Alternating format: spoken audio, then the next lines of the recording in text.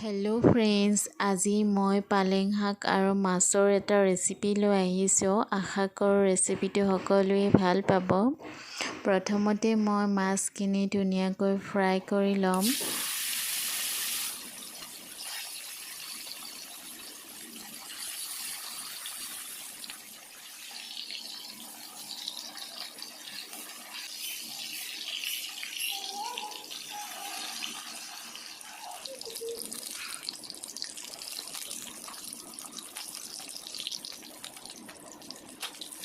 এতিয়া মাছখিনি ভজা হৈ গৈছে আৰু ৰৈ যোৱা তেলখিনিতে মই আকৌ অলপ তেল দিছোঁ।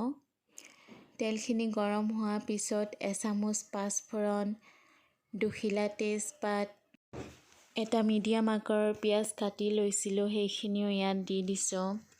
3টা জলকীয়া দিছোঁ আৰু এতিয়া মই এইখিনি ভালকৈ লৰাই দিছোঁ।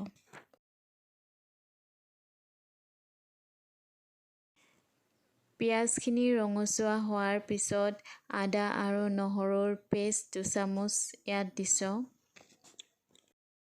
এতিয়া আকৌ লৰাই দিছোঁ। এইখিনি আকৌ মই 2 মিনিটমান ভাজি ল'ম।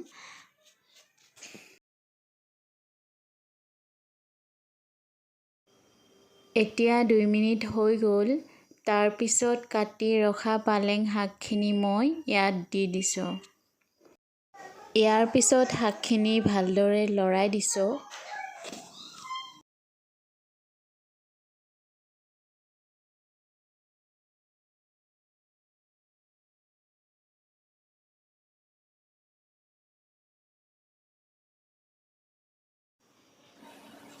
এতিয়া ইয়াত এচামুচ নিমখ আৰু আধা চামুচ হালধি গুড়ি দিছোঁ। তাৰপিছত শাকখিনি ভালদৰে লৰাই দিছোঁ।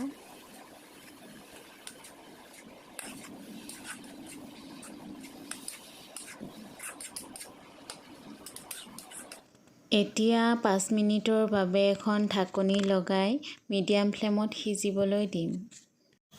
এতিয়া 5 মিনিট হৈ গ'ল। শাকখিনিও ভালদৰে সিজি গৈছে আৰু এতিয়া মই ইয়াত 3টা বইল আলু এড কৰিম।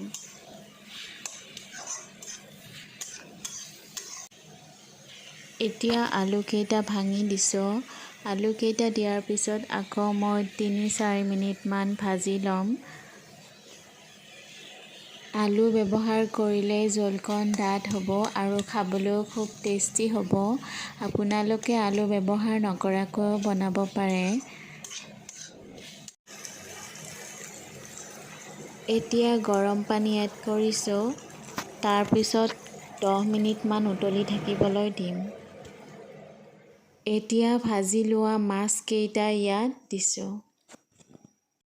ফ্ৰেণ্ডছ, যদি ভিডিঅ'টো ভাল পালে লাইক, কমেণ্ট, শ্বেয়াৰ কৰিব আৰু যদি মোৰ ভিডিঅ' প্ৰথমবাৰৰ বাবে চাই আছে মোৰ চেনেলটো ছাবস্ক্ৰাইব কৰিব, লগতে কাষতে থকা বেল আইকনটোও টিপি দিব।